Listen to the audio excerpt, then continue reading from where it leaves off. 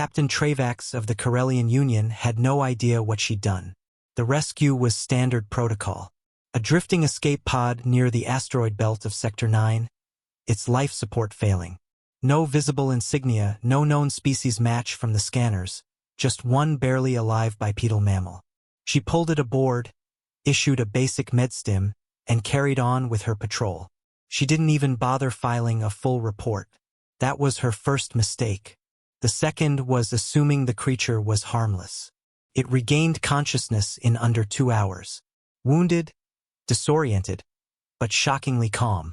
When asked for identification, he simply said, "Lieutenant Mason Carter, Terran Alliance, Serial 89942X. The name didn't mean much to her at the time. Terran sounded familiar, some distant, unaligned system with minimal diplomatic presence. Probably a fringe world. She logged his info and continued her mission. That night, her ship's comms lit up with a code black priority transmission. From Earth. Within 24 hours, 4 Terran diplomatic vessels arrived at Corellian space, bypassing protocol, demanding access to Carter. Within 48 hours, a Terran dreadnought battle group entered orbit over Travax's station. Not with weapons hot, but with every cannon primed. No threats, no demands for resources. Only one message, short and cold. Thank you for rescuing one of ours. Expect protection. Expect retaliation should any harm come to you. Earth remembers. The Corellian High Council was stunned. Earth had never been seen as a major power, not openly. Their diplomats were polite, quiet. Their technology, average. But this was different.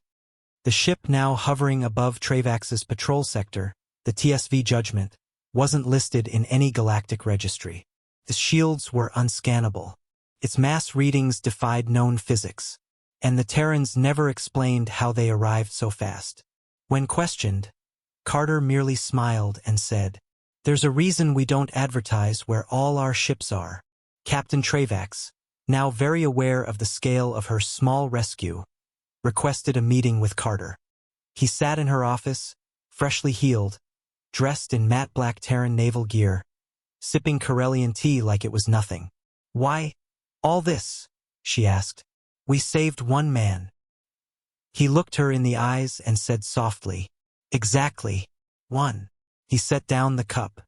"You didn't ask what species I was before pulling me out. Didn't demand tribute. Didn't sell me to slavers. You just saved me. No agenda." He paused. "That's rare in this galaxy." By the end of the week, Earth had signed a defense pact with the Corellian Union. By the end of the month, pirates who'd once raided Corellian trade lanes began vanishing. Silently, without warning. Word spread quickly. The Corellians saved a human. Now Earth guards their borders like their own.